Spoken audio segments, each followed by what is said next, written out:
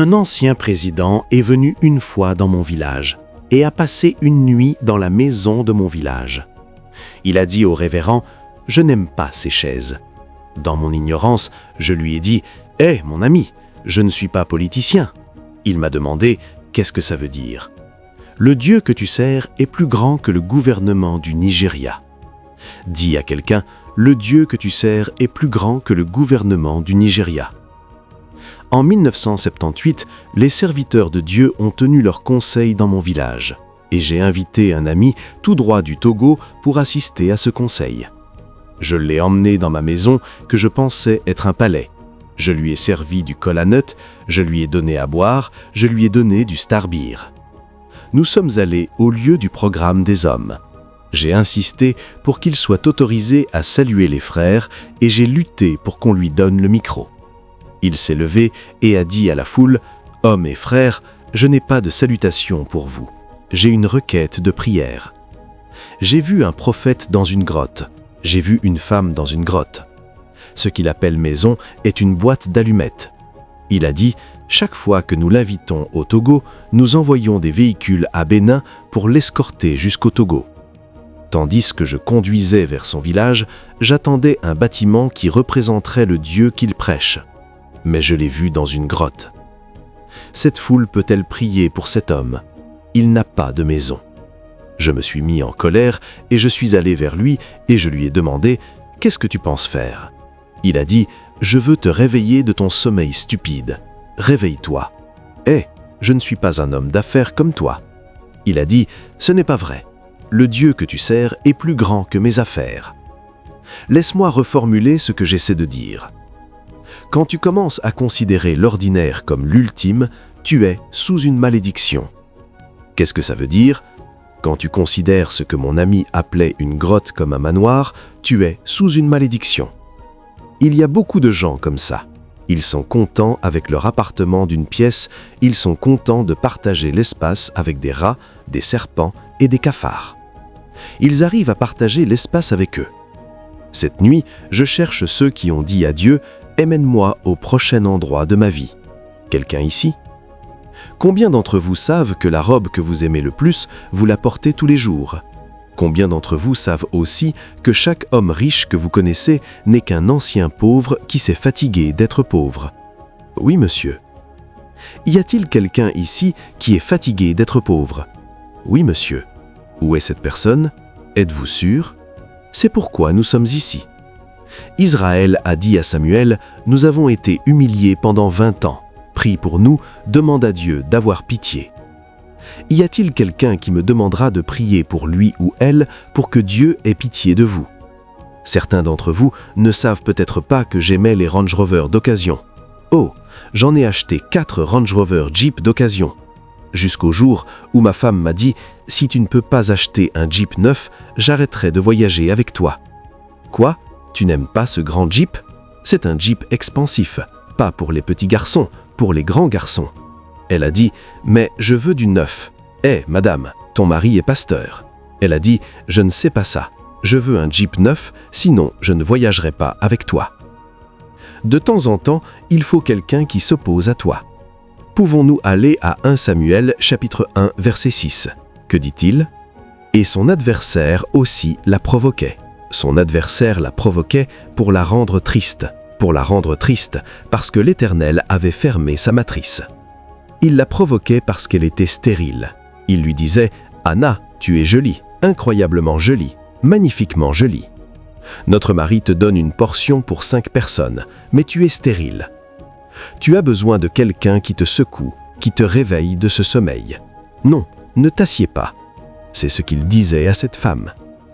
Qu'est-ce que ça veut dire de notre point de vue? Ceux qui te moquent sont tes amis. Ils vont activer ce moteur à 5 générateurs à l'intérieur de toi. Et quand les moteurs commenceront à fonctionner et que tu te lèveras, tu deviendras inarrêtable. Ne les vois pas comme des ennemis. Alors que s'est-il passé? Et il faisait cela année après année. Cet adversaire de cette femme la provoquait. La Bible dit année après année. Pas une fois, pas 2 fois. Année après année. Continue. Donc, elle la provoquait. Par conséquent, elle pleurait. Provoquait, numéro 1, elle pleurait et ne mangeait pas. Numéro 2, elle ne mangeait pas signifie qu'elle jeûnait. Numéro 3, que faisait-elle? Continue. Alors Elkana, son mari, lui dit « Anna, pourquoi pleures-tu? Pourquoi ne manges-tu pas ?» C'est le verset 8. Puis verset 9, « Alors Anna se leva après qu'ils eurent mangé à Silo, après qu'ils eurent bu. Élie, le sacrificateur, était assis sur son siège près d'un poteau du temple de l'Éternel. Elle était dans l'amertume de son âme et pria à l'Éternel. Maintenant, quand elle pria, que disions-nous qu'elle faisait? Elle était dans l'amertume de son âme. Non, non, non, avant, que disions-nous? Elle pleurait. Elle pleurait et ne mangeait pas, et jeûnait. Et maintenant, elle priait. Et frères, ces pleurs étaient ce qu'on appelle la prière de pleurs. Qu'est-ce que la prière de pleurs? La prière de pleurs est dire à Dieu que mes larmes soient mon oratoire, que mes larmes soient mon éloquence, que mes larmes soient ma prière, que mes larmes parlent pour moi. Elle pleurait. Mais combien d'entre vous savent que seuls les humbles peuvent pleurer? Les orgueilleux ne peuvent pas pleurer. Les orgueilleux sont conscients de ceux qui les entourent. Mais une femme humble, un homme humble dit que le monde entier se moque de moi. Tout ce que je veux est un changement dans ma situation. Dans son cas, elle a dit « Je veux un enfant ». Hommes et frères, notre Dieu est un donneur d'enfants. Il peut ouvrir ton sein et tu auras plus que tu ne veux. Notre Dieu est un grand pourvoyeur. Pierre ne savait pas qu'une rivière stérile pouvait donner 2 chargements de poissons. Je veux que vous haïssiez où vous êtes, aujourd'hui.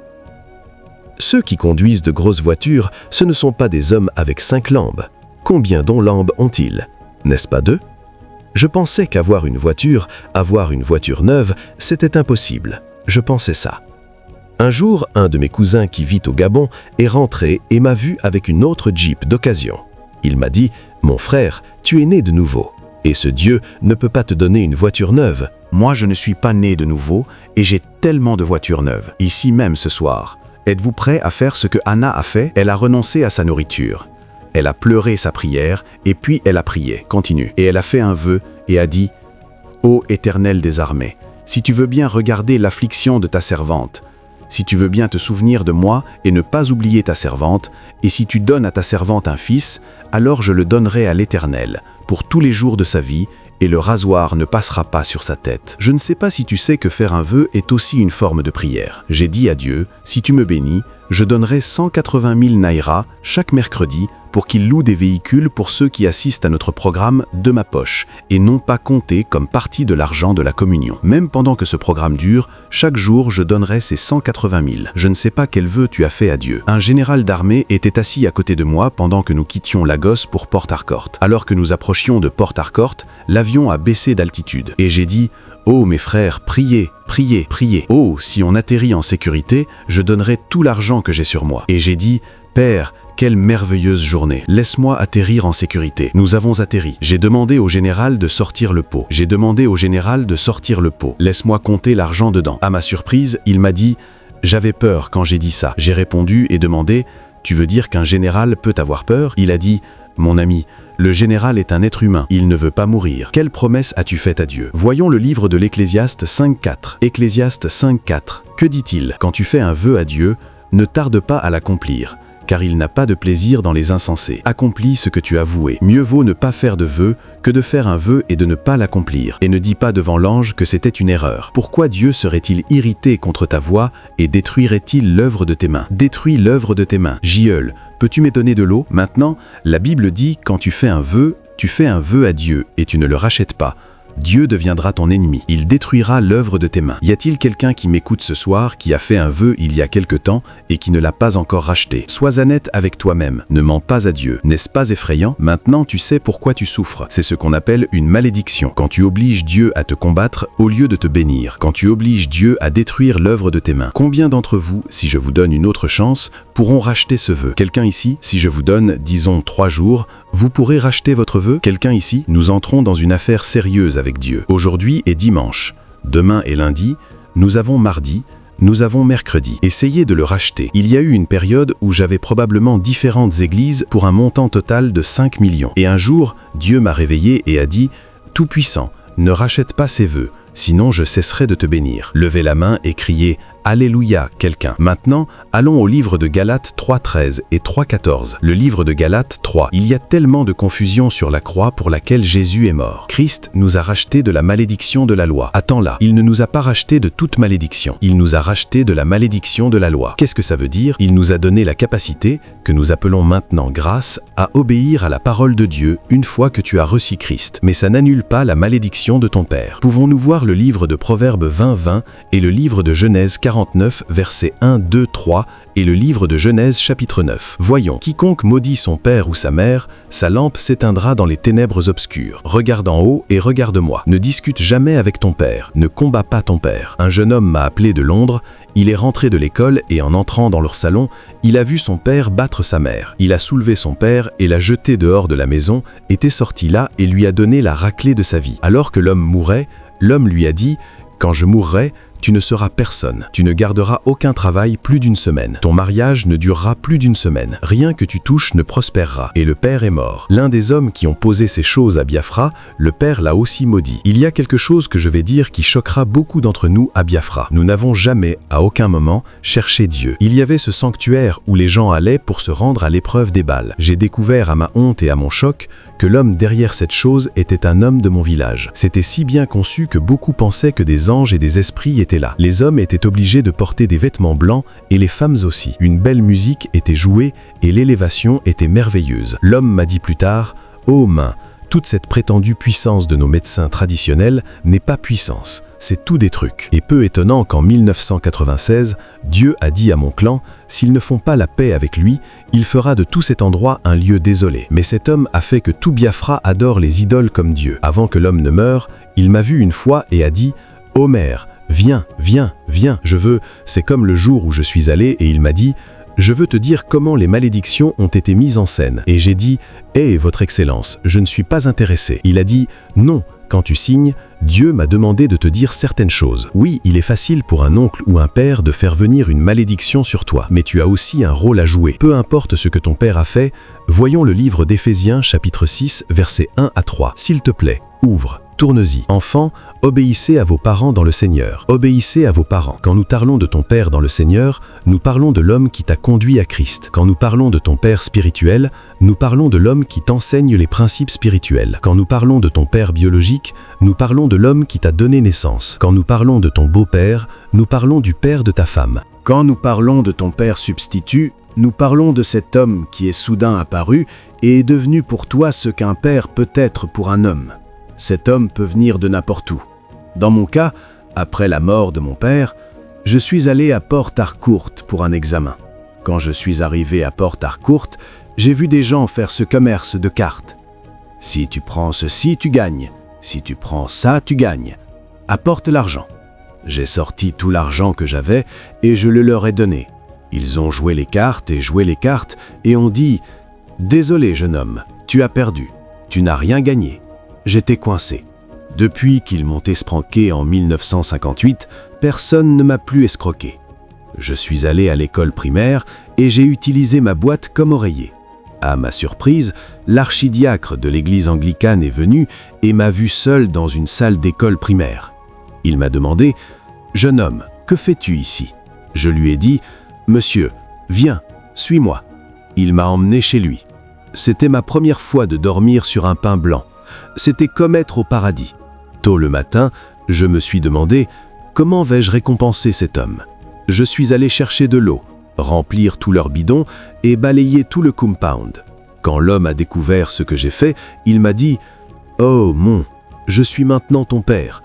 Je ferai pour toi tout ce qu'un père peut faire pour son fils. » Sais-tu que cet homme est resté fidèle jusqu'à la semaine où il est mort?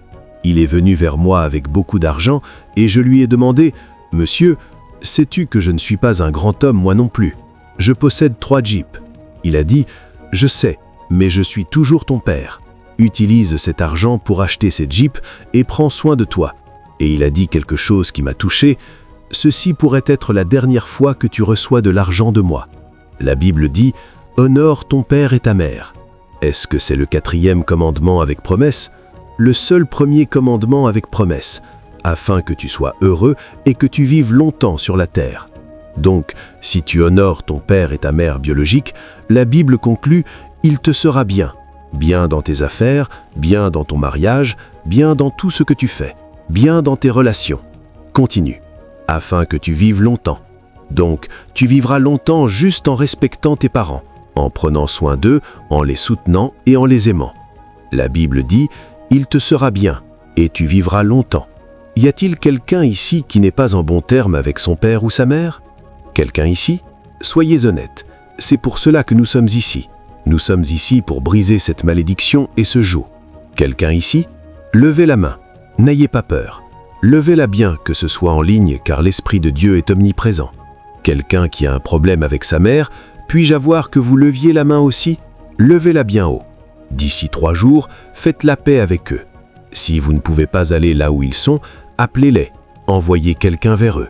Vous avez besoin de paix avec eux pour qu'ils vous bénissent. Pourquoi? La malédiction d'un père est puissante. Voyons le livre de la Genèse, chapitre 49. Prenons le verset 1. Prenons le verset 2.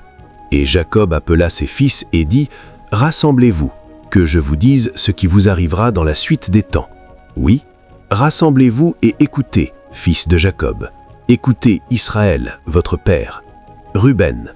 Ruben, tu es mon premier-né, mon fils manifeste, ma force, le commencement de ma vigueur, l'excellence de la dignité et l'excellence de la puissance. Inconstant comme l'eau, tu n'excelleras point. Parce que tu es monté sur la couche de ton père, tu as souillé ma couche. Siméon et Lévi sont frères. Ils ont des instruments de violence dans leur demeure. Mon âme n'entre pas dans leurs conseils. Mon honneur ne t'unit pas à leur assemblée. Car dans leur colère, ils ont tué des hommes. Dans leur fureur, ils ont mutilé des bœufs. Maudit soit leur colère, car elle est violente, et leur fureur, car elle est cruelle. Je les diviserai dans Jacob, je les disperserai dans Israël. Attends là. Qu'est-ce que ça veut dire? Regarde en haut et regarde-moi. Combien d'entre vous connaissent quelqu'un parmi nous et chacun de nous qui se met facilement en colère? N'importe qui de colère facile, tu n'atteindras pas ton Canaan. Et chaque fils qui te ressemble n'atteindra pas son Canaan. Parce que Lévi était le père de Moïse, et Moïse a pris après son père. Il était un homme de grande réussite, d'accomplissement et d'influence. Mais il était aussi un homme de colère facile. La colère facile est un peu délicate de cette façon. Quand un pasteur se surmène, ce pasteur peut se mettre facilement en colère. C'est pourquoi quand certains d'entre nous sont surmenés, nous faisons pause, nous réfléchissons et nous nous reposons. Le repos te rafraîchit. Le repos te oint davantage. Le repos te repositionne. Et si tu ne te reposes pas, tu seras étonné. Dieu ne te permettra pas de porter son onction. Tu prêches et aucun miracle ne se produit. Tu prêches et rien ne se produit. Mais pourquoi Dieu s'inquiète-t-il autant de la colère facile? C'est parce que seul Dieu, et Dieu seul, a le droit de juger les autres. Seul Dieu a le droit de dire « Hé, tu ne fais pas bien ». Paul a dit « C'est devant Dieu qu'il se tiendra ou tombera ». Quand tu commences à juger les autres, tu entres en compétition avec Dieu, et il ne le tolérera pas de toi. Une femme qui se met facilement en colère, sais-tu que ça peut la priver de fécondité? Que veux-je dire? Pendant son ovulation, elle peut se mettre en colère et dire à son mari « Hé, ne me touche pas cette nuit. Laisse-moi tranquille. Vous parlez tous de sexe, laisse-moi tranquille. Dieu te punira si tu ne me laisses pas tranquille. » Et sais-tu qu'immédiatement après son ovulation, elle sera d'humeur pour l'amour. Mais faire l'amour après l'ovulation est inutile. Ça ne peut pas produire d'enfant. C'est ce qu'on appelle la malédiction. Et la plupart du temps, sinon tout le temps, une telle femme se met en colère pour rien. Ça peut être que quand elle a salué son mari, l'homme n'a pas répondu avec enthousiasme. Y a-t-il quelqu'un ce soir qui aimerait que Dieu change son tempérament et son attitude? Quelqu'un ici qui aimerait que Dieu change ça? Les mains sont tellement nombreuses, êtes-vous sûr que vous êtes sérieux? C'est pourquoi nous sommes ici. Ça n'a rien à voir avec la loi, avec la malédiction de la loi. Tu peux être né de nouveau, mais si tu te mets facilement en colère, tu vas avoir une relation sans racines profondes et sans valeur.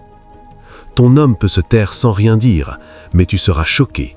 Il est prêt à quitter cette relation à cause de ton harcèlement, à cause des choses que tu dis quand tu es en colère. Et frères, je ne sais pas si vous savez que nos belles-sœurs ont une mémoire d'éléphant. Elles n'oublient pas, elles ne pardonnent pas.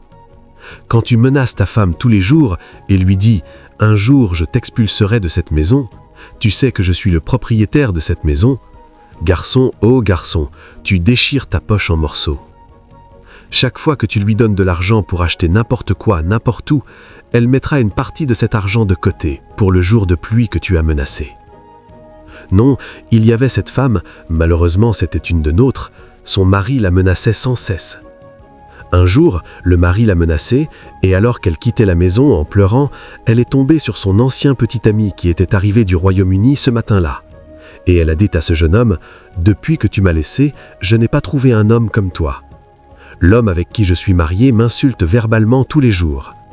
Maintenant que Dieu t'a ramené, je ne retournerai pas chez lui. » Oui, je l'ai suspendu, parce que des frères, ici même ce soir, te mets-tu facilement en colère ? Les hommes se mettent facilement en colère, non seulement parce qu'ils sont fatigués, mais quand ils n'ont plus d'argent. Quand un homme met la main dans sa poche et ne trouve pas d'argent, il aura des vagues cérébrales occasionnelles et viendra. Suis-je correct ? Mais cette nuit, nous devons être assez honnêtes pour dire à Dieu « Aide-moi, je veux changer. » Au nom de Jésus. Amen.